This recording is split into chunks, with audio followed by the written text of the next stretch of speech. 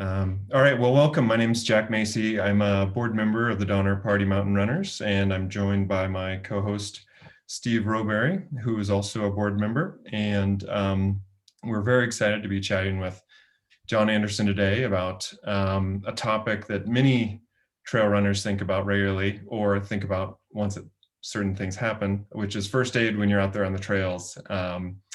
And before we jump into that, I have a couple kind of housekeeping things I want to take care of, and then we'll dive right into the conversation. So first off, we're recording this webinar, and it'll be available on the DPMR site at donnerpartymountainrunners.com, along with all of our other webinar videos that we've been doing this year, and you can feel free to browse all those. That should be up in the next couple days. We'll try to include any call outs that we have during the webinar, or any show notes or links that we think will be helpful as well.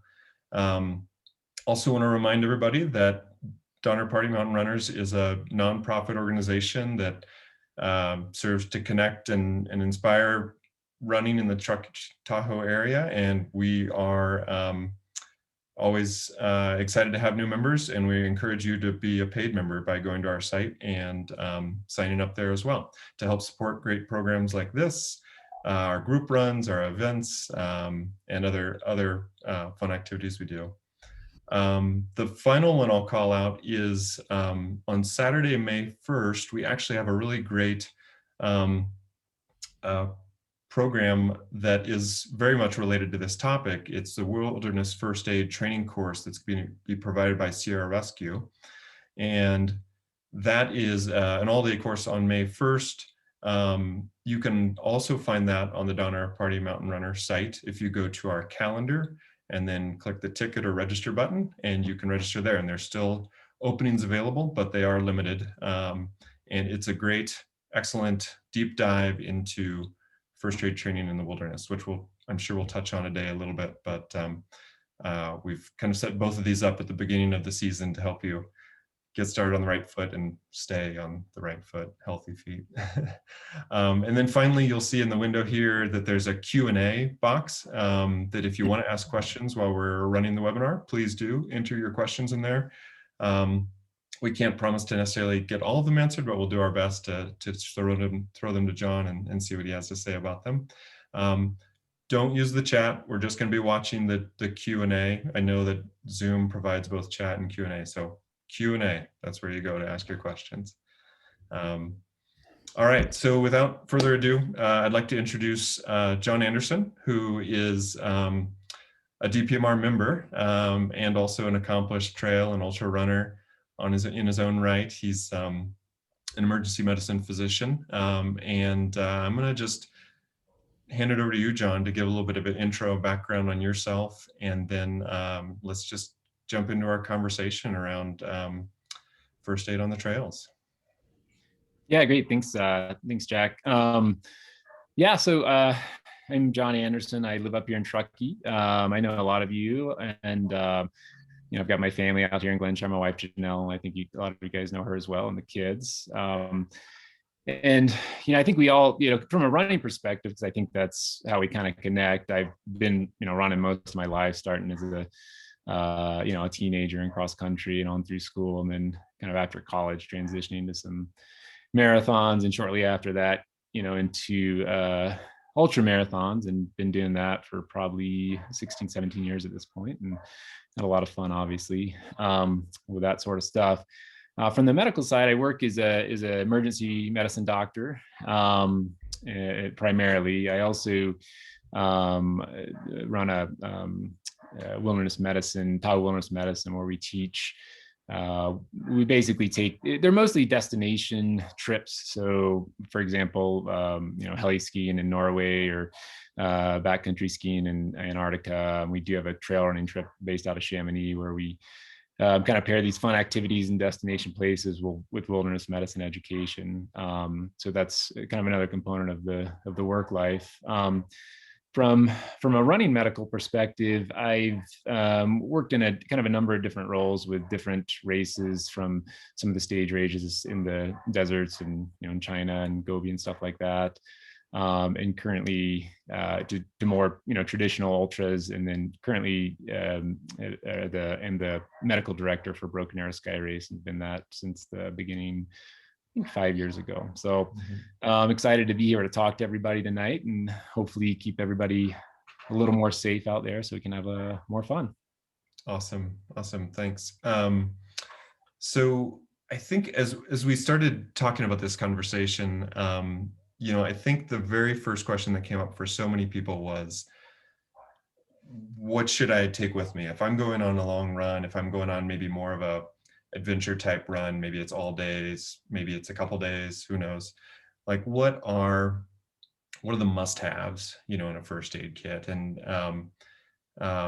I think that was the thing that came to mind most to help people feel more prepared when they're getting out there. So would love to hear your thoughts, if you carry one, if you make recommendations to folks. Yeah, and it's a good place to start. I think the one thing that you kind of keep in mind with that sort of stuff is everything that for most of this, everything that you're going to be carrying is on your back or in your pocket or whatever. And so it's going to vary depending on, are you out for the day? Are you out for, a few days, or is it more of a, potentially even more of a remote setting? So it's all going to depend a little bit on that, as well as kind of the setting that you're in. I think trail running and ultra running it's pretty unique in that it combines wilderness medicine with kind of traditional sports medicine or race medicine. So you have kind of all the concerns that you would have with like a Boston Marathon, but then you have to take that and, couple that with all the concerns you have with more traditional wilderness medicine. So, I guess the beginning to all that is it depends, and it just depends on the setting. So you want to make sure you're aware of where you're going and what some of the potential things you might encounter with particular settings might be. And then, the second part of that is, there's really kind of two questions. And one is, what are the life threats that you can actually do something about? And the second is, what are the other things that maybe are not life threats, but are going to, ruin your trip or, make your life a lot harder. And so you have to kind of keep those in mind as you're putting things together. What I would say for, if you're looking at, say, the longer run in the mountains of, a 4 or 5 hour run, something around here where you're somewhat remote, but not, not necessarily too remote. The things that you're going to need to consider are, again, is there something dangerous that I can do something about? What's going to ruin my trip? And and how can I prepare for that? Probably the first thing that I would recommend is, and I got a couple of props here, so you can see these. Is this or this? so with cell phones and cell phone coverage, having a way to be able to communicate with the outside and arrange for any sort of rescue you might need is going to be key, and that really holds true for any trip of any distance. Obviously in some places where cell phones aren't available, there's great things like the inReach and stuff like that that do provide you kind of satellite coverage in those areas. So that's something I would consider as I'm putting my bag together for my trip. The next thing that I typically think about is what's kind of the most common thing that is going to ruin my trip. And by far and away, with both with races, with adventure runs, and longer run stuff like that, it's really mostly your feet, and it's really mostly blisters and feet care. And so with that, I guess a couple of things. The first part is just preparation. By that I mean, make sure your shoes fit. I got some good socks and stuff like that, and your feet aren't too beat up. There used to be an old at Wasatch, they used to send out their pre-race packet that was like, don't run in too new of shoes or too old of socks. And I think that's a fairly good adage kind of for preparation. Your shoes need to be comfortable for you, and your socks need to not have holes in them, and that sort of stuff. The other thing I think with preparation for the feet is, and this was somewhat something that I came across, is that you think that you really want to have these big tough feet with lots of calluses, and that's not really ideal. Your feet need to be toughened, but if you let huge calluses grow on your feet, then it becomes a really big issue when you do get blisters to pop them. So over the course of the year, every couple of months, I tend to just after I get out of the shower or something, file down my big calluses. And you don't want to do too much at once because then you get these big rough spots. But I have this kind of cheese grater looking thing.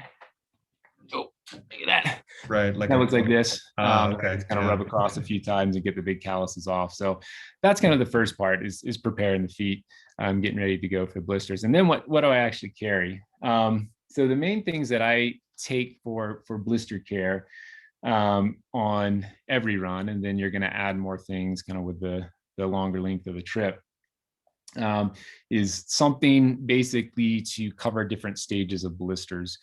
So this stuff here is paper tape. So any sort of tape like this is nice to have, just a small little roll in your pack. And this is really good for hot spots. So before it kind of gets into blister, if you notice a hot spot, peel off a couple pieces of this, slap it on, and that should hold you up pretty well. If you actually get into more of a blister, you usually want to have a little bit more of a padded dressing.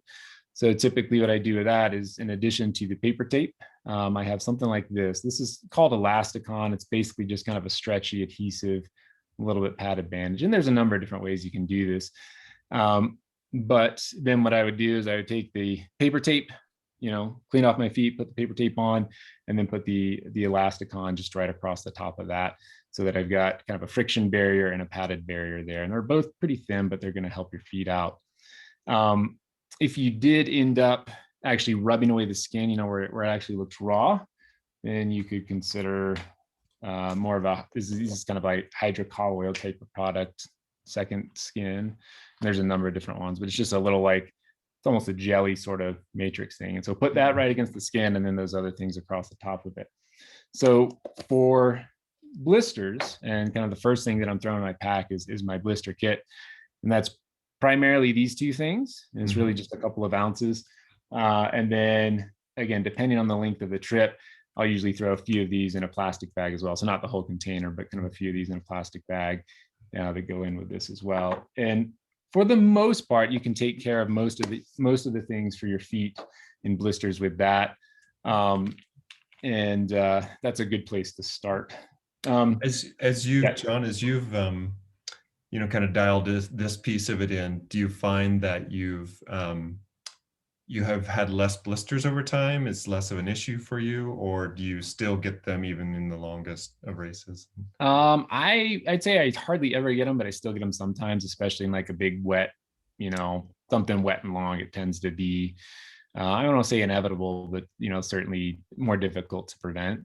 But I think if you're kind of doing those things, keeping the feet in good shape and all that sort of stuff, you certainly get less.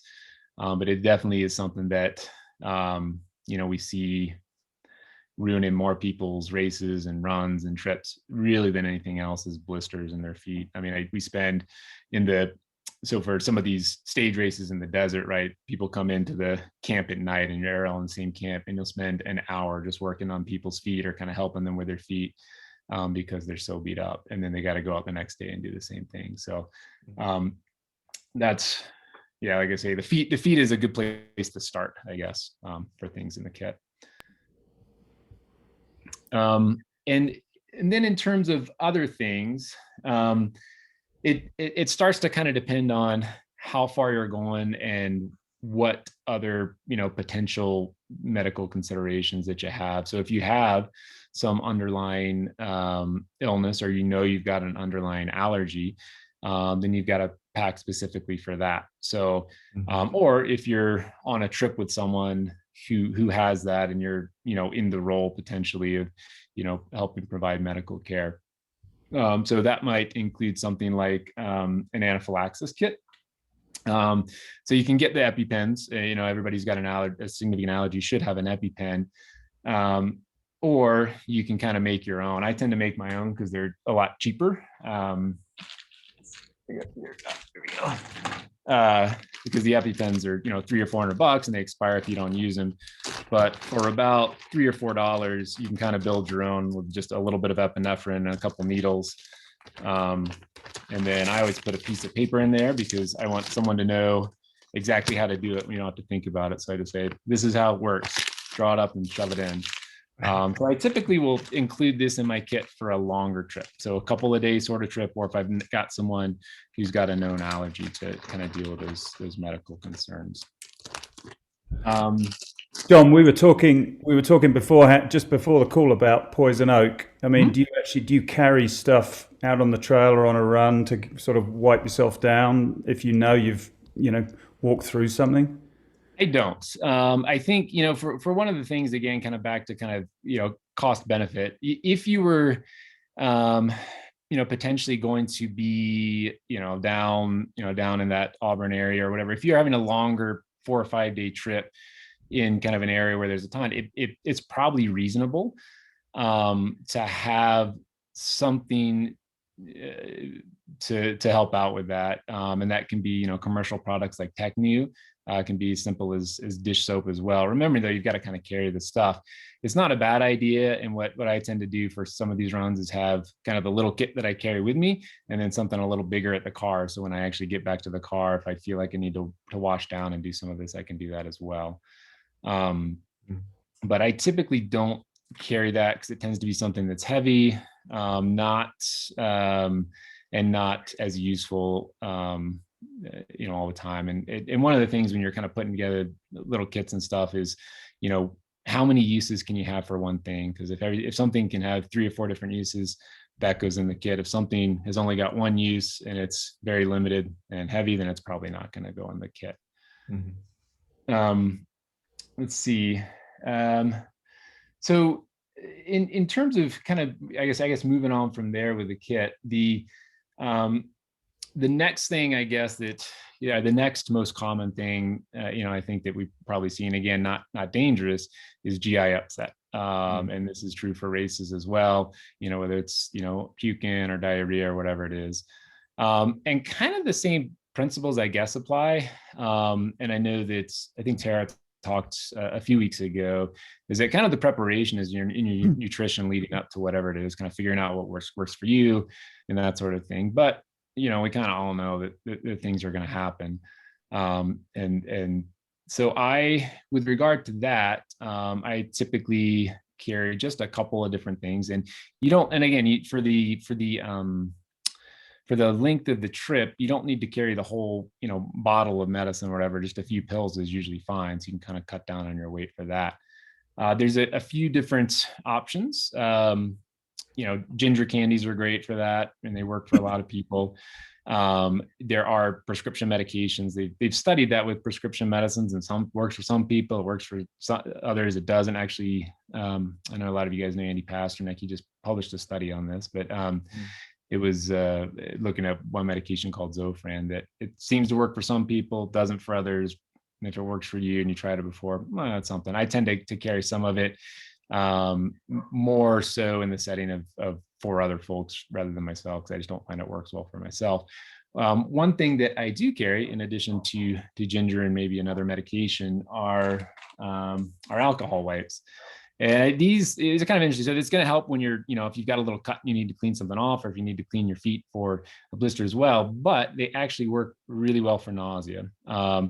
They've actually studied this as well. And if you just take, one of these little alcohol wipes, open it up, and basically just smell it, they've done studies with this. It helps with nausea. I've used it on friends or people that I've crewed for before. I've used it in settings of races as well. So I tend to have a few of these in there as well, because they've got a couple different purposes. So we've got our couple things for the feet. We've got a little stuff for nausea, maybe a couple of pills.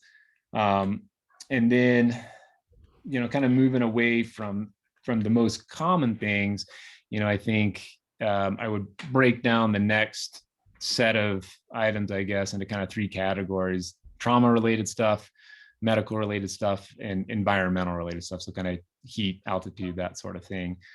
For trauma related stuff, that's it's a pretty big gamut. It can be anything from a sprained ankle or a little cut to to full on head injury, or kind of gnarly abdominal injury or something like that. So the first thing that I bring for that sort of related stuff, Here we go. Is basically just duct tape. I don't bring it on a roll like this. I typically just put it around my my trekking poles, something like that, because duct tape works great for wound care. You can create little butterfly bandages out of it. Actually, you can just slap the piece of duct tape over it if you want as well. It works great for if you're needing to stabilize a splint for a fractured wrist, or a big bad sprain or something else like that. Plus, if any of your gear breaks and you need to repair that sort of stuff, duct tape works pretty well as well. For fractures and sprains, those, while they're common, there's not necessarily a ton you can do for them besides splinting. If it's a bad break, and usually, especially from kind of the waist down, that's something that while you can splint it, there's not a ton else that you can do, in the woods, so to speak, for that. From the waist up, there are a couple of other things you can do, with splints and whatnot. With dislocations, I would say that, dislocated shoulders are not uncommon. I've had one myself in a race before, and it's worthwhile to, and it with a little bit of practice and honestly, like some YouTube videos, most people can learn how to put a shoulder back in. I also work at the ski clinic up here, and we put in, some days it seems like an endless amount of shoulders. And people don't need sedation. You can kind of wiggle them back in without any tugging or anything violently. And it's probably outside a little bit of the scope of what we're doing tonight, but it's, it's worthwhile looking into if you're going to be out, just, figuring out how to put a shoulder back in, because that is something that you can help folks out with. Okay, so I can't let that go by without hearing the story about your dislocated shoulder in a race. Yeah, so it was a few years ago. I was actually in Italy. I was at Lavaredo, and I was probably 30 or 40 miles in, and I just kind of fell the wrong way, and as I was going down, grabbed a tree and popped my shoulder out essentially. And it's not a difficult diagnosis to make, especially on yourself, I'll say. But even when someone's got it, it's a fairly obvious problem when you see it.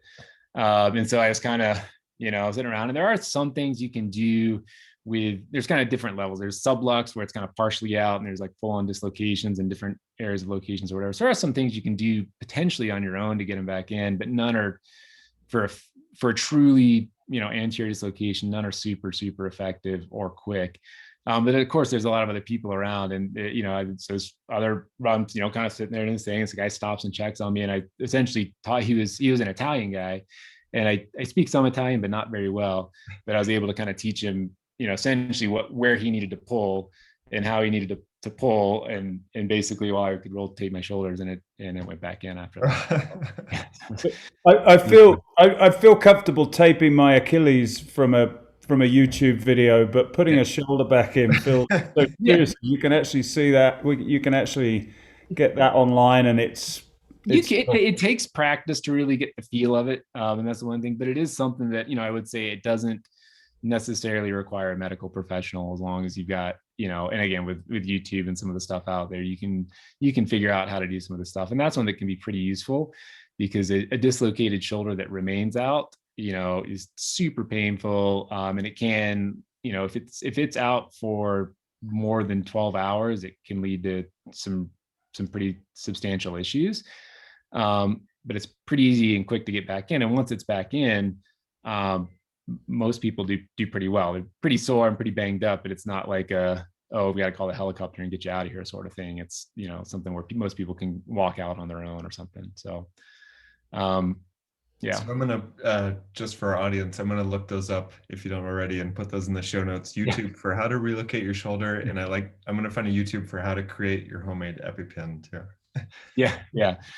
Yeah, and I can if anybody has any questions about any of this, feel free to email me or whatever, or call me, and I can point you in some resources, or just if you see me around here, rather than just stop me, or if you're around in October, since we postponed Broken Arrow to October, stop by the medical tent. We can talk about some of it as well.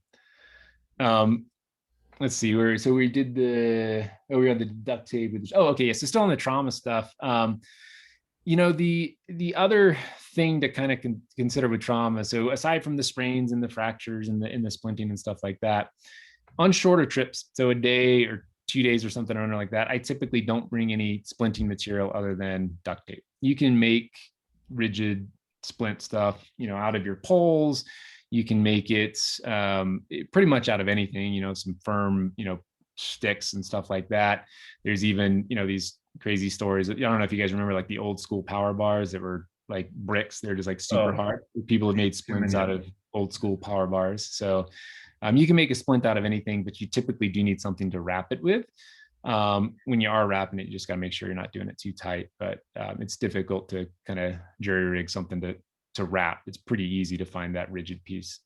If I do kind of move on from more than a couple of days, or you're more in a kind of a base camp with, setting with little excursions out, or, if you're, say if you're going to do like a supported, through hike or something like that, then it's probably reasonable. You can get something like these SAM splints, which are kind of a pre-made commercial thing, which are just easily foldable, easy to make a nice splint. And they do work a lot better than anything you can kind of rig out there. It's just a little big and a little bulky. So, beyond a few days, something to consider to throw in your pack. If it's shorter than that, I usually leave it at home just because it's a little bit too big. So right now, I think we're still in just a few couple of things with the, again, kind of the foot stuff, maybe a little bit of nausea medication and epi, and then the duct tape on your pole. The other thing, trauma related, that to consider is, and again, on a shorter or day type trip, this is something it may be worth having. I do bring it if I'm in somewhere that's fairly remote, and I'm going to be out for a while, is a tourniquet. So this is kind of the one trauma related life threat that you can actually do something about while you're in the field, and that's substantial bleeding. So if someone gets a big laceration on the forearm, their leg, or whatever it is, and it's pumping a lot of blood, you can save their life by stopping the bleeding. And it's something that you can do, in the field. If someone has got a big head injury or, a chest injury, abdominal injury, there's not a ton you can do while you're out there other than get them out there. With bleeding, it's a little bit different.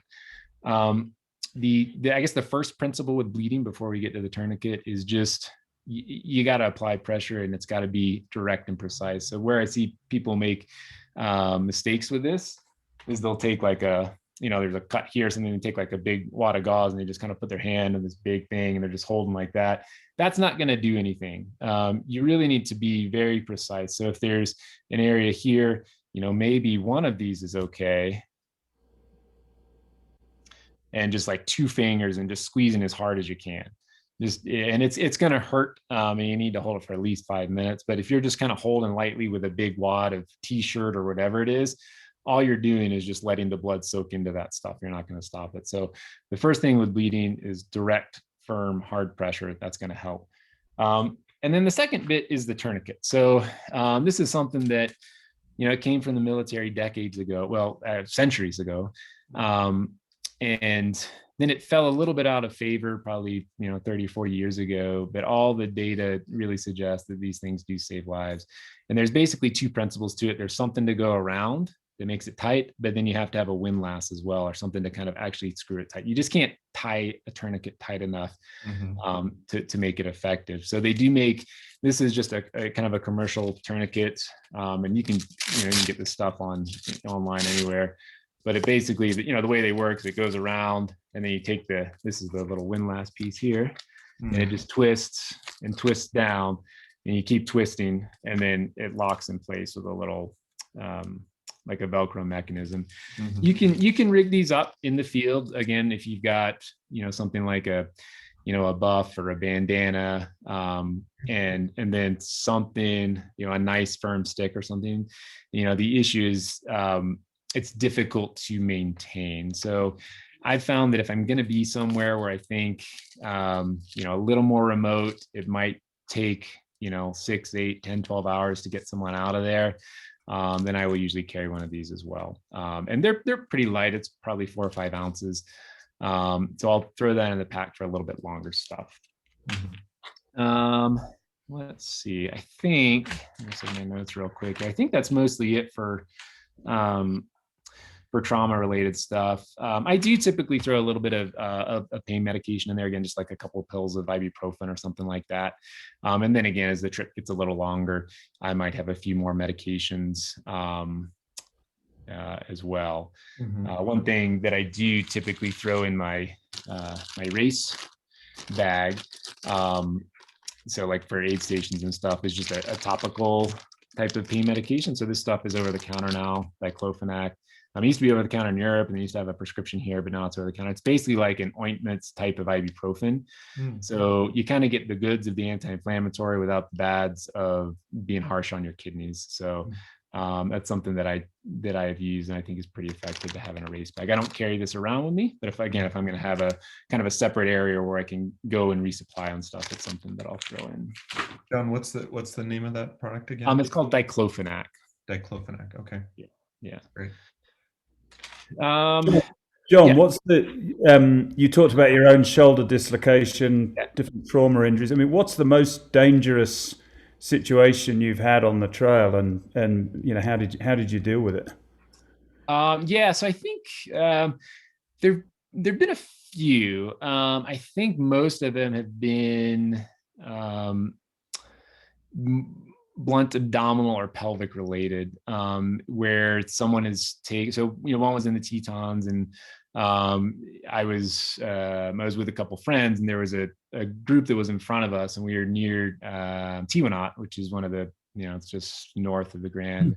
And it's, similar to here, where it's got there's some scree involved in areas, and there's some snow fields earlier in the season and stuff like that. And this guy, we kind of watched him just leave. He was going across one of the snow fields, and it was still icy, and basically just lost his, footing, wasn't able to kind of self-arrest, and slid, a few hundred yards down this ice field, and kind of bounced off the scree down there, and into the scree field. And so, we kind of went down around the scree to kind of get him. And he had a fairly, it was fairly obvious he was really, really injured. And it's, it seemed like he probably had some bleeding internally. And then you can kind of tell a little bit by pushing on people if they have a fracture in their pelvis.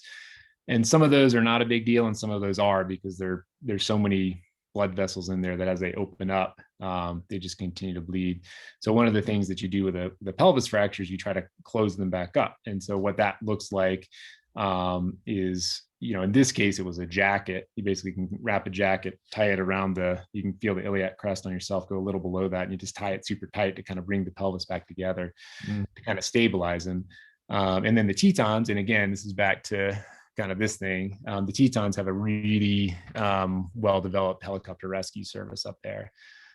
So we were able to kind of call, and they do both kind of long line and short line rescues, kind of where the rescue is either down with you or, whatever. And they were able to kind of get in with, it was probably a little over an hour or so, and fly him out and fly him to the hospital. And I'd say those are probably some of the bigger ones that I've seen have been more related to stuff like that, where people have taken a little bit longer fall, often, on loose rock or snowfield or something like that. Yeah, and I think I guess the opposite end of the spectrum would be almost every trail runner out there has fallen probably many times on the trail. And, it's kind of a question of, okay, assess how, am I hurt? How bad? Not bad? Am I just sore?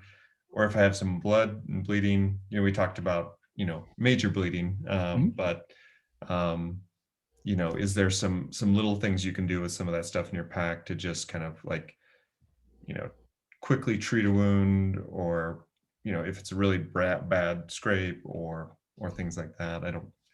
No, I think that's where the duct tape comes in, is that, again, it depends on a little bit how long you're going to be out. If you're out for the day, or, then really it's a little bit temporizing. You want to clean it off, and just plain water is fine. You don't need to like go crazy with, trying to disinfect things, but basically kind of, run it in the stream, or, whatever it is that you can find to kind of wash it off a little bit. And then, typically, I mean, then there's a couple of different ways to kind of close it up. Some of them don't need anything. You just kind of wash it off and you're fine.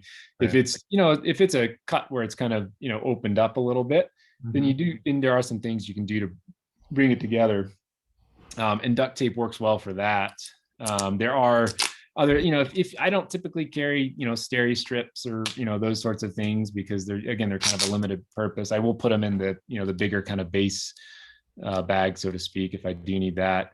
But you can kind of make, if you take a little piece of duct tape like this, let's see, I'll do this real quick. You can make a little butterfly type of bandage. Basically, with the principle here is you just want to have the sticky stuff on the intact skin and not over the cut itself. Let's see if I'm going to be able to do this. Yeah. Okay. I don't know if this makes sense, but yeah. So you're folding the backside over. You kind of fold the middle over, so this part's not sticky anymore. And then you got the stickies over here. It looks like this on this side, right? And so you'll put, this is the cut here. You put one in on this side of the cut, and then you kind of pull it, so that this part is in and on the other part, and then the non-sticky part is over the top of the cut. So you can do that with duct tape. That works really well. You can also just slap a piece of duct tape over it. That's not a big deal. It just kind of hurts a little more to come off when you're doing it. Right. For longer trips, I do bring some sutures so I can sew folks up if need be. It's not again, in that case, you do want to be a little more aggressive about cleaning things out and really getting it clean. Because if you are going to fully close something and close the skin to start the healing, you want to make sure that it's absolutely clean. For doing that, you can use you want to have a little bit of pressure, but you don't have to have too much. So using like the kind of the old school like bike water bottle sort of stuff, that amount of pressure is probably okay. The ones that the soft flasks, it's a little bit difficult to get higher pressure for. Some folks say you can like if you cut a hole in a like a Ziploc bag, they've actually studied the amount of pressure you get from all of these things, and that's really not quite enough probably. But a little bit of pressure, really a lot of water is the key. Just a lot. Quantity is probably the most important thing, cleaning it out. And then trying to get it covered up. I did it was 2 years ago. Yeah, it wasn't last year. I was here. Didn't have the race, but I sewed up a guy's face at Broken Arrow who had taken a fall. He had this big cut across his face. And so he came down to the base. We started sewing him up, and I kind of look up, and there's we had a nice little crowd around us. There, we don't have a lot of privacy, I suppose. But for races and for again, if you've got a base area, or if you're gonna be out for a week or something, a suture kit or just a pack of suture, and you can hand sew is a reasonable idea. Awesome. All right. I think you had 3 areas you were moving through. Oh, let's see. Oh, so the medical, I think we've done the trauma stuff. We did some of that wound care. The medical side is really just going to be super dependent. Aside from a little bit of pain medication, maybe anaphylaxis kit, it's going to be very dependent on where you are and who you're with. Obviously, you've got some pre-existing medical conditions. You have to plan for that and carry that stuff along. If you're at altitude, anything, and really by altitude, I mean over 10,000 feet. So there's kind of altitude, and then there's like altitude that's going to give you altitude illness.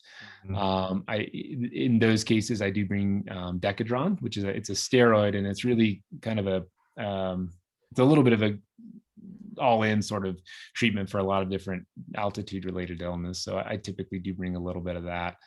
But the main thing with that, again, is just preparation and planning, kind of figuring out where you're going to be, what the potential things you're going to run into are, and then bringing those things along. One thing I guess we can go into, I know I think you mentioned there's a question about hyponatremia and hypernatremia and that sort of thing, because that kind of fits in a little bit with the medical side of things, I suppose. And I know that's a concern for a lot of folks, and especially with Western states and canyons and all the hot stuff that tends to happen here.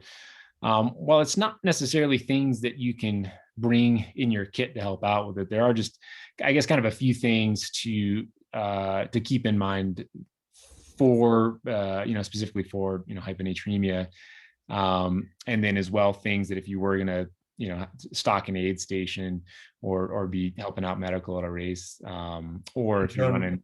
Yeah. Would you just for the people listening, would you define those just roughly? Absolutely. Yeah, absolutely. So hyponatremia, hypo, is basically where the sodium in your bloodstream is low. Typically we say less than 135. Really, you're not going to run into many issues, down to 130 probably. And then hypernatremia is just the other end of the spectrum. So high sodium, and typically that's over 144, 145, something like that. Mm-hmm. Most of the time, you're not going to be measuring these sorts of things. I would say anybody who's looking at is a race director or is planning a big event, especially in hotter areas, you may want to consider obtaining the equipment to check, because it can be you can get answers in 10 minutes, and it can be again an important piece of data that can kind of save someone's life. But so for low sodium or hyponatremia, that's really the much more common one of these that we see kind of in the trail and ultra running world, and it's a little bit it's a little bit complex as to how it happens. We're still kind of figuring out why some of it happens. But basically, your kidneys are pretty smart. So if you were walking around in your daily life and drinking all the water that you wanted to, you would probably be all right, because your kidneys aren't under stress. They're smart. They know what they're doing. They're going to help regulate the salt in your body. Once you kind of take that away and start running 100 miles or 100 miles in 90-degree heat, your kidneys are still smart, but they're stressed. And so there's a lot of other hormones and things that are stressing them that are going to affect their ability to regulate how you regulate the salt in your bloodstream. So typically when we see this, it's going to be in some of those longer, hotter races, and people are going to be drinking a lot of water. So kind of this stressed kidneys, and then over drinking is kind of where we think a lot of this comes from. And when you do that, you basically, for lack of a better explanation, you kind of dilute your blood, so to speak, and your sodium drops really low. When the sodium drops low, there's kind of mild hyponatremia where you're, maybe a little dizzy, maybe a little lightheaded, nausea, vomiting, that sort of stuff. And that's not a big deal as long as you don't let it progress. When it progresses and it becomes more severe, things like seizures and coma and stuff like that happen, and it can be fatal. So the main goal of this is prevention. And part of that, I guess, there's kind of two parts to that. One is in your preparation, so trying to be heat acclimatized and figuring out what hydration works for you, because everybody's going to be a little bit different. You can do stuff like, weigh yourself after a run in typical conditions. They do make these little patches that go on your arm that measure your sweat. They're still not like perfect yet, but it certainly is reasonable if you have access to something like that. And John, just like using electrolytes instead of water, does that help, or is it you're still going to hit the same sort of problems? Yes, it's a good question, Steve. So yes and no. So it won't prevent it. They've studied kind of supplementing versus not supplementing, and it doesn't prevent it. If you're kind of still doing the wrong things, and by the wrong things I mean drinking too much, all the electrolyte pills in the world aren't going to help you. If you are, have a appropriate drinking strategy in addition to electrolytes, that may help you in some regards. But if you're just relying on the electrolytes but still drinking a ton of water, then it's not going to prevent it. And so kind of what we've come up with, and there's actually a lot of studies kind of coming out of this, and they've been done at Western States and Ironman and all that sort of stuff, is something around drink to thirst. I like kind of say drink to thirst plus. So you don't want to be on a drinking schedule where you're like, okay, I'm going to drink, this, liter of water every hour, or this handheld every 15 minutes, whatever it is. You don't want to necessarily be on a drinking schedule unless you absolutely know your sweat rates, and most people don't. So typically what I say is just kind of drink to thirst plus a little bit more. So that's what I tend to tell folks, because your thirst receptors may get messed up a little bit, just with the types of, depending on what you're eating. If you're just doing gels, if you're not doing solid foods or salty foods or stuff like that, that might get messed up a little bit too. So typically say kind of drink to thirst plus. So that's kind of a good guideline for that. And that will prevent most of it. If you do happen to find yourself in the situation, or someone you're with in the situation where they've become kind of mildly hyponatremic, or you think they are, typically you just need to, back off on the fluids. So restrict the fluids a little bit and give them something super salty. Typically what we'll do is, at an aid station is, 3 or 4 bouillon cubes and half a cup or a cup of water, and have that, and then restrict the free water and that sort of stuff. What are those symptoms again? Those early? So it's tough because the early ones can look a lot like everything else that you can erase. You're gonna, you're gonna feel, lightheaded, nausea, fatigue and stuff like that. I would say that, probably the lightheaded one is the one that tends to make me, especially like if you're, if you've sat for a couple of minutes and you're still feeling a little lightheaded, then that would be something that would, kind of key on a little bit that maybe this is what's going on. And then again, it's just the setting, are you at, Forest Hill or whatever, and on a super hot day, and this person, has got some swollen ankles and they've been guzzling 2 bottles of water every 30 minutes, then you kind of got to just base it on the setting. But I think that's my favorite electrolyte option that I've seen at an aid station was a jar of pickles.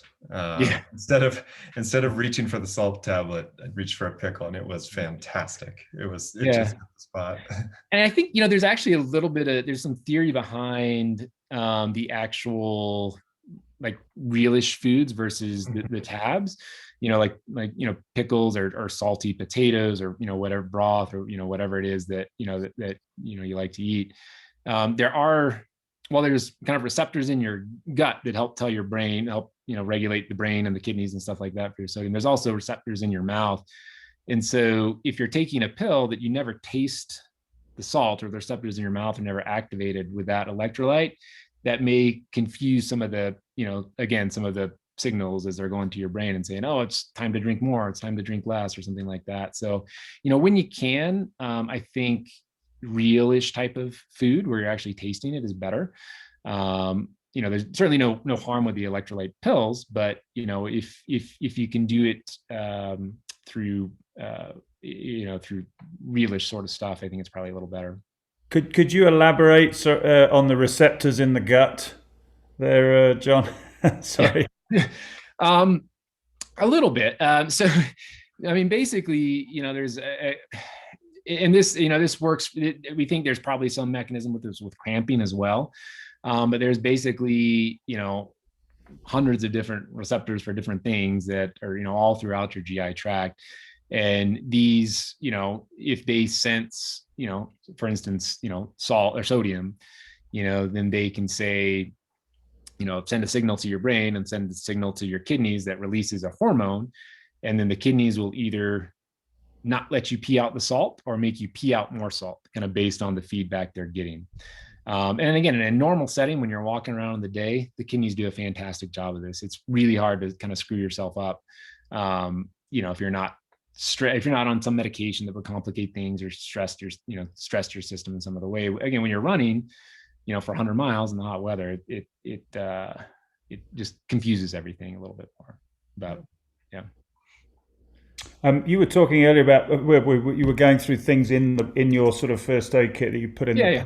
We had a question from Grace here on. Yeah. She said, "What size of pack?" I think she means what size of kit, first aid kit, typically would you have for a day out? Yeah, so for a day, all my stuff can fit in essentially a little Ziploc bag. So most of the day stuff, as I kind of mentioned, is just geared around, the foot care, plus minus the tourniquet, some duct tape, and maybe a couple of, things to help manage nausea. Because beyond that, there's not much, those are going to manage the big things. If you need to splint something, you can splint, sprain ankle, you need to splint it, you can do it. If you need to mess with your feet, you can do it. A little bit of GI upset, you can do it.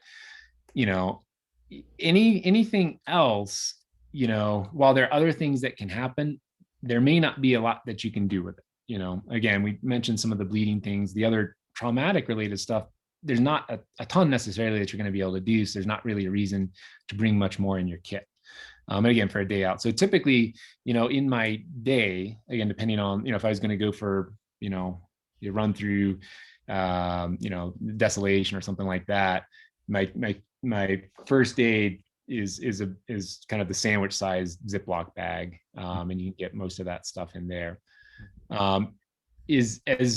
Again, depending on the setting, you might add or subtract stuff. If I'm going to be out for a few more days where I think I might need to do, something more with wound care or something, a little more sustained for some of these things, then typically it's going to be a little bigger. It's kind of a smaller stuff sack. So something like, I don't know if you can see that, something like that size, I can get most everything in. And then if I, like for a race, if you're going to go do, if you've got 100-mile that you're going to do, I'll typically carry this stuff, this sort of stuff with me actually in my pack, because you can manage some of your foot stuff while you're out there and then supplement as you get to the aid station. But then I will have a smaller, it's usually about shoebox size, just first aid stuff that I put in my drop bag. And that's kind of a more comprehensive foot stuff. So I've got resupplies for all the different foot things, maybe resupplies on a few different, other, like some of the diclofenac ointment, some lube for my feet and stuff like that as well. So maybe a shoebox size that goes along in the drop bag. When I'm working, so if I'm, the medical director for a race, or I'm at an aid station or something like that, or if I'm kind of the base camp doc for a trip, it's this thing. It's pretty big. See that? It's and essentially in there, I've got, it's a little beyond this scope, but it is portable and I can put it on my back. It's a little bit heavy, but you can, I've got IVs and I can, all sorts of different medications and stuff like that, where you can do more, you kind of move beyond first aid into kind of advanced life support sort of stuff and breathing tubes and all that sort of thing. But really, you should be able to get most everything you need in like a Ziploc size bag for a day or two, and then maybe a little bit bigger as you go further out. Again, remembering you can always have a little bit bigger kit in the car or some sort of base that you're going to be doing that you don't need to carry on your back. And maybe what we'll do, John, afterwards is I'll just get a list from you and I can post it on the site with the video so that people can kind of see what those ingredients that you've kind of shown, include. What about interactions with wildlife? I mean, the obvious one is like a snake bite or something like that. I mean, what do you do in that situation, or other similar things? Yeah, it's a great question with the snakes, because we don't really have a ton up here in Truckee, just a little ways down in Reno or down the other side of the West, you definitely run into rattlesnakes. And so snake bites, and there's a lot of, I think, misinformation about snake bites. So for us, it's mostly rattlesnakes out here in the West. There's coral snakes in like Arizona, Texas, Florida, and then copperheads and stuff like that as you move further back east. But, really for us, it's rattlesnakes. For, a rattlesnake bite, there is not really anything you can do. There's a lot of things you can do wrong, but there's not really much you can do while you're out there. You just need to kind of get yourself out. So if you get bit by a rattlesnake, you do want to kind of immobilize the area, meaning not move it around a ton. Now, if it's on your knee and it's going to prevent you from walking out, don't do that. Just walk out. If it's, on your hand, and most of these things tend to be on the hands for a lot of folks, you can consider putting a little splint to just immobilize things, just so you're not moving things around as much. So if I got bit on the hand here and I was a couple hours down the trail, you have some time. So there's kind of an immediate reaction, and then there's really the delayed toxicity. And while there are a substantial amount of these are dry bites, you're not going to know that, and you're not going to want to take that chance, because you're not going to know for 2 to 3 hours probably. The initial response is just an allergic reaction. So some people get anaphylactic reactions, severe allergic reactions from a snake bite. And it's not related to the actual, the envenomation. I mean, it's an allergic reaction to it, but it's not the venom that's causing the problem. It's your allergic reaction to it. And you would treat that just like you would any other allergic reaction, bee sting, whatever, with an EpiPen if you have it, that sort of thing. By far and away, the other ones, the vast majority are the true envenomation and toxicity, and that's a several hour to day process of where you run into problems. So if you get bit, you want to figure out how you're going to get out of there. If it's, again, if you have the ability to walk yourself out, there's no issue with that. If you can walk yourself out or run yourself out in a couple hours, that's fine. Do it. If it's going to be 8 hours, you probably want to figure out how to get someone in there to get you out more quickly. Again, with your, in reach or phone or whatever it is. If you have any sort of like marking device, like a pen or a marker, I do think that can be helpful.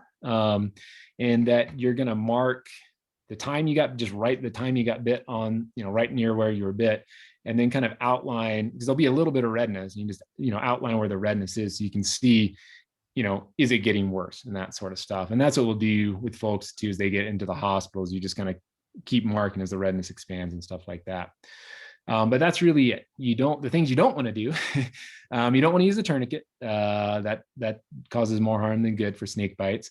You don't want to cut anything or suck anything. That also causes more harm than good. You don't want to, these stories of, applying electricity and stuff like that. You don't want to do any of that stuff. They make these commercial, like these little extractor things. Those don't do anything either. The main thing is, maybe immobilize it, but really get yourself out and get yourself to the hospital, because the only thing that can treat it is crowfab or the antivenom for that. And you're not going to really know if you've had a bite where you've been envenomated for probably a couple hours. So it's really not worth waiting and sitting around to see if it was a dry bite or not. And that's for rattlesnakes. Again, with the other different types of snakes, there's some other concerns. That coral snake is a little bit more delayed of a reaction and that sort of thing. But the main thing is kind of get yourself out and get treatment, because what'll happen with that is, while a lot of people don't die from snake bites, from rattlesnake bites specifically, unless it's like little kids and stuff like that, there's a really good chance that you can lose a limb, or have more significant consequences like that. So you need to get yourself out with a snake bite. Yeah. Okay. A question from Kelly here specifically about a common one, which is a rolled ankle. Mm-hmm. When would you, or if and when would you want to tape that, and how should you monitor it? If you want to continue to try to progress through a race, in particular, something like that, versus monitoring swelling or pain or what have you. Yeah, I mean, I think you want to. It's with things like sprained ankles, it's and I'll tell folks this, or if they come to me in a race, is it's not dangerous and it's not a threat. I'm going to let you keep racing. It may be miserable for you, and you may do a little bit more longer term damage here. But if you really want to finish this race and it's worth it to you, that's fine. We're going to tape you up and keep going. What I would say with that is, you're going to want to tape it. The first thing that I would do with those sorts of things, if you have the access to ice it and put a little bit of elevation for 10 or 15 minutes, start there. If you're like, nope, I'm getting out of here, I'm keeping on going, that's okay. But if you got 10 or 15 minutes to spare, something to kind of ice it and elevate a little bit, can help out, or stick it in the creek or whatever it is. And then go ahead and tape it. And you're probably going to have to retape a couple of times, depending on the amount of swelling, because you just want to kind of keep your eye that, once the swelling, because when you wrap these things to actually be able to continue to run, and tape them to be able to continue to run, you actually got to get it decently tight so it actually gives you the support to be able to do that. And so you're probably going to have to redo that as you get some swelling through there. But first step, if you can ice, elevate 10, 15 minutes and then tape, that's great. If not, go ahead and tape it and kind of get out of there. Mm-hmm. That makes sense. And to folks listening, if you do have any questions, you want to add them, use the Q&A here in Zoom and just shoot them in, and we'll try to field them. Since we're kind of on that race topic, and I think you touched on it a little bit about your own preparation, John, and I know other people have been wondering about this, is just kind of what you carry versus what you have in the aid stations, and how you prepare your drop bags. So I think it's a little bit slightly different. It's related to the what you should carry in your pack, but when you think about building out your drop bags or your aid station bags, whatever you are doing for your race, any recommendations there that are a little bit different? Any thoughts that go, through your head when you're thinking about how you'd prepare it for certain races? Yeah, it's a good question. I don't know if there's a ton different. What I would say again is what I carry with me, because if you're in, depending on the race, it may be a few hours between aid stations. And so I do think you should have something with you to do some minor stuff, primarily with your feet. Right. And again, you carry some ginger, some GI stuff, or, whatever little medication, a little Tylenol or something like that you might feel like you might need between stations. You don't want to overload yourself. You see these huge packs. You don't need to do that necessarily, but, something that may need to get you through a couple hours. And again, I think for that, for me, that basically just means a little of the paper tape and maybe a little elasticon in my pack. And then, and that should temporize things, to where you can get to an aid station and get full on, good foot care. I tend to pack my own foot kit. People, most races have pretty good, well, it's variable. I guess we'll just say that, you go to something like Western States, they're going to take care of your feet. There's folks there who know how to do feet very well. There may be some other races where the aid station is not as adept at that or supplied for that. So I tend to pack my own foot kit with everything that I would anticipate needing for the entirety of it, if I were to need it. And again, that includes, kind of those first two items, some sort of colloid matrix thing. And there's some other commercial things. Yeah. Like this KT tape it's like a blister KT tape. So it's kind of the same thing. It serves the same purpose as that paper tape. It's just in little more expensive strips. And then there's some, bandages that have kind of the like Band-Aid sort of stuff that has like the kind of that hydrogel in it as well. That essentially is the same thing if you took one of those squares and put, this on top of it, but it's all in kind of one package. So I typically will have something like that, so I can do a little more foot care. The other thing that I pack in there as well are just some wet wipes. And I mean, you can use those for everything, wipe off your face, whatever, but it's nice to be able to clean off your feet before you start doctoring them up. The other thing that I pack in for at the aid station is you want to have something to kind of lance the blister, so to speak. When you get a big fluid filled blister,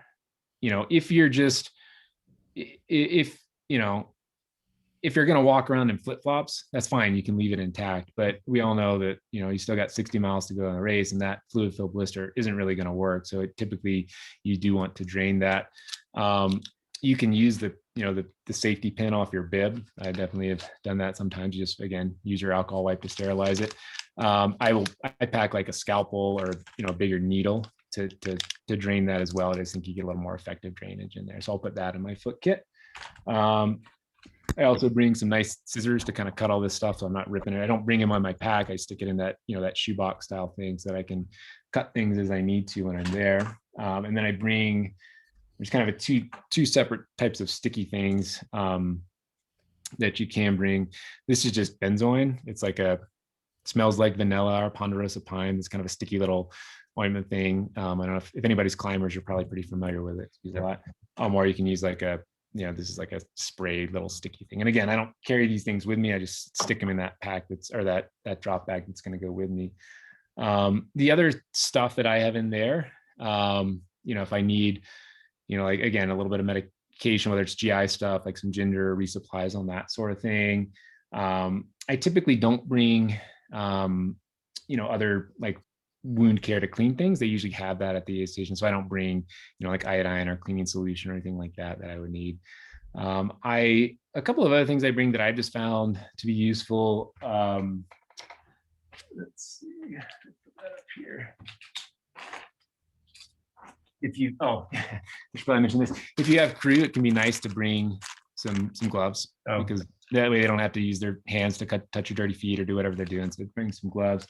One other thing that I found, and this is kind of a weird thing, but I don't know if anybody else has experienced this, but it's been written about it, is that you'll in some hotter, drier races and longer, you'll get weird blisters in the back of your mouth. And some of it's from the gels and stuff and that sort of thing. So I will often bring like, some throat lozenges or something like that, because that is not something that they will typically have at an aid station. And then again, whatever, it's kind of whatever you feel works for you with regard to some of the stomach stuff and things like that.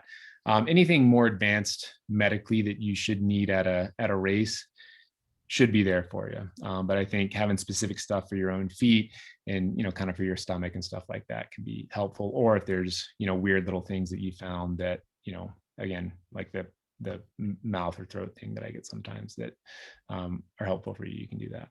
Right. So let's get kind of more hands-on and the blister is definitely a common one. And, let's say somebody's rolling into an aid station and, they know something's going on. They take off their shoe and their sock and there's either likely a burst blister. What would be the kind of the quick few steps that they should do? Is it, just to walk through everybody, kind of on, clean dress, however to handle it? Yeah. So I'll tell you what, I'll just see if I can do this real quick. So first it's just, clean it. So, get your shoe and your sock off, clean the area, and whether that's with the wet wipes you've got, or if you've got something at the, the aid station or whatever, get it nice and clean. And then really when you're at an aid station and you're doing your blister care, my goal, and this is even with some of the stage races that last for days, is to put a dressing on there that is going to last the entire rest of the race. And so depending on the type of blister, it's usually 3 layers. So I've cleaned off the area. I'm going to just do this on my own foot here real quick. And then again, say with a, kind of a raw area where the skin has actually rubbed away. We'll just kind of imagine that we're in that setting.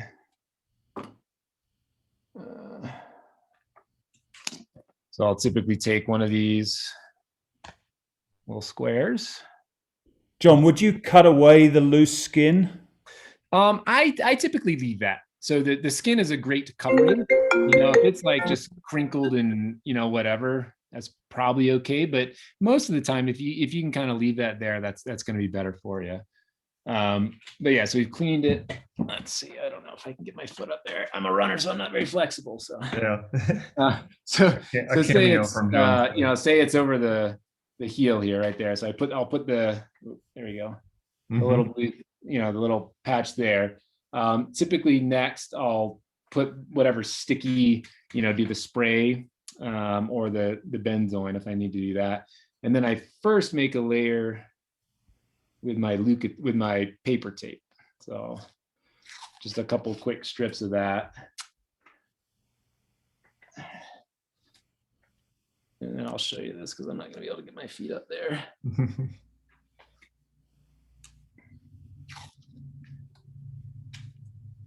All right.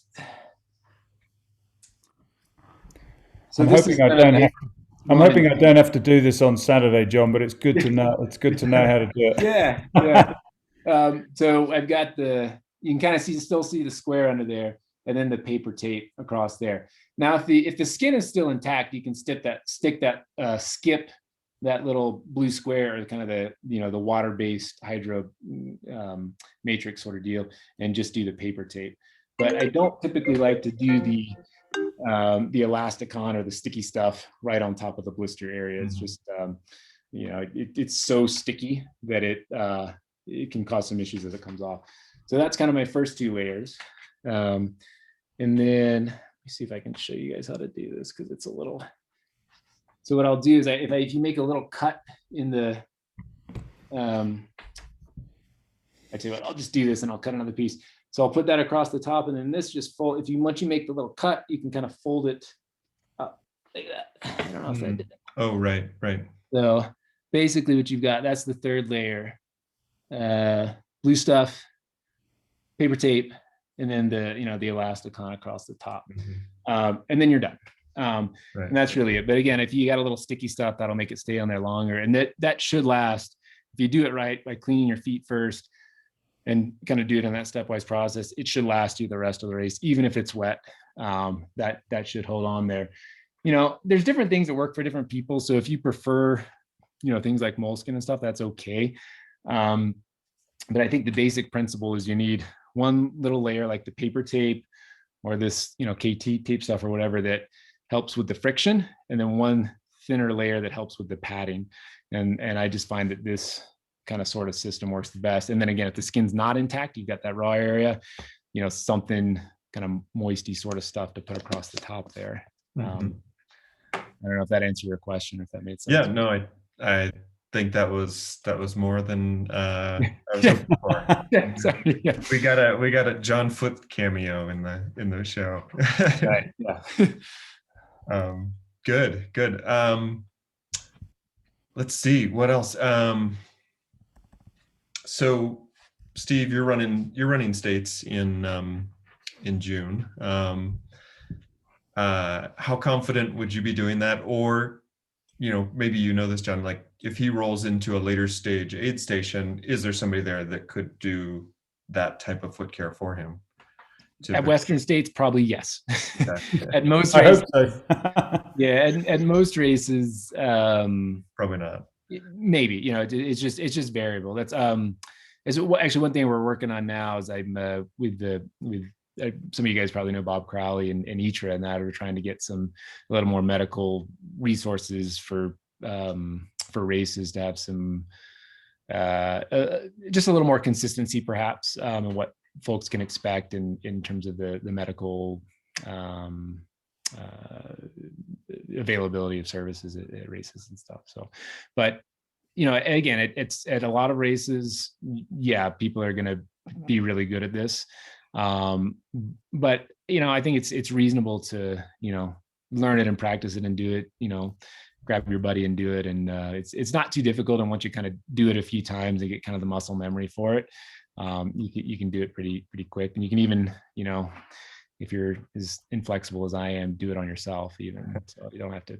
It's not too difficult. Yeah, and I mean, just talking about states, and we were chatting about sort of the heat issues and hyponatremia and hypernatremia. Anything else from a sort of heat perspective? Because obviously that's a huge factor in states and lots of races around the country.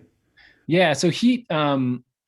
The heat-related illness is one of the aside from some of the electrolyte stuff, just the heat itself, can be a big deal, and it's something that again, if you're on top of it, both managing it to prevent it or treating it when it happens, those are both things that you can do right there in the field, on the course and stuff like that. The first part is just again, just preparation. If you can get a little bit of heat acclimatization or sauna work, whatever, that's great. But the second part would be during the race, staying appropriately hydrated, taking as much advantage of evaporative heat loss, so getting yourself wet. Whenever it's hot, get yourself wet, and then as it dries off and stuff, that's cooling you off. So trying to keep things wet is good. And the ice packs around the sort of neck and head. I've seen these hats where you put ice in the hats. All of that's good, is it? Yeah, I mean, you certainly can do all that. That gives me an ice cream. I used to, I remember, I think the first ultra that I ran was Zane Gray. It's racing in Arizona. And it was probably like 2004-ish, I want to say. And I remember seeing people they just take the ice and they put it under just a regular hat. There was none of these fancy right. whatever popcorn bag looking hats or whatever, but they just put it on their hat. And so I started doing that. It gives me an ice cream headache, but certainly that can help keep you cool. And just the ice bandanas are a great thing. The ice in the sleeves are another great thing for that. Using the creeks. There's water on the course, and using those creeks is helpful with that as well. And then I guess the other part of that is if you do get too hot or start to get into the heat, sort of these heat illnesses, what do you do? And the main thing there again is just, take it easy and cool down. Because there's a spectrum of that from, heat exhaustion, which is something that we've probably all had. Technically with that, your temperature is elevated. It's usually in that 101, 102 range, but temperature is elevated, and you're tired and, maybe a little lightheaded and nauseated and stuff, but you're still with it. You're not goofy or confused. And your body is still able to cool itself as long as you don't, keep stressing it too much. So with that sort of stuff, getting in the shade, some fan and some water and stuff like that, that can really help. When you do run into problems, when you get into full on heat stroke, and that's when things really, get serious. And that's when it's kind of the next progression. Your temperature's up usually around 104 at that point, and you're confused. That's the main thing that separates those, is people are goofy, they're confused. They're, they, can't have things like seizures and stuff, but that's a little bit later on. They just, they're confused, they're kind of out of it. And with that, really the name of the game is just getting them cool. So if you're with a buddy and you're doing a long day, down in through the canyons, and you see this happen, just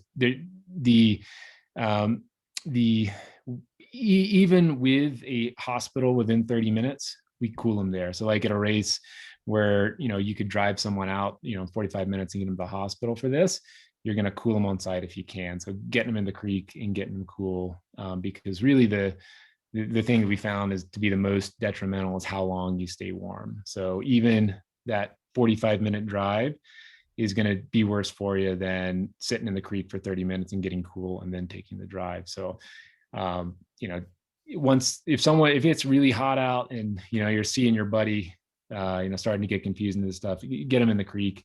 Most of the creeks around here are cold enough that you're going to lose about a degree every 3 minutes or so. So that's, 10 or 15 minutes in the creek or something like that. If they start shivering, you can bring them out, but, just get them nice and cold. And it sounds as though, given that, that in states the heat's going to be there, so use those creeks early, stay cool, kind of try and get ahead of it. You can't completely do that, right? But try and get ahead of it.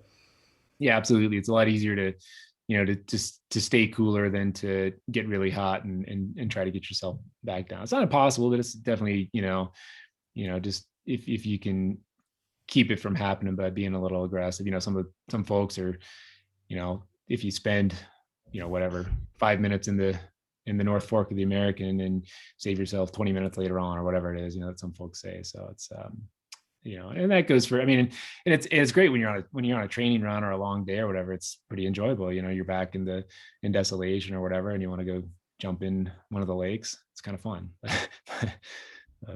Definitely. Kind of on that, maybe we'll kind of use this as our last topic. You had mentioned just a general category of environmental concerns beyond heat and then the things we just talked about. Were there any others that you think might be good to touch on? I guess the couple with those, most of them are heat related, I'd say, both hot and cold. So hypothermia is, kind of strangely enough, it's one of those things where, we tend to see it more, not necessarily in the winter. So in the late fall, early spring, when it's not, it's sort of cold, but wet or something like that, and people just aren't as prepared. That's when we tend to see it a little bit more.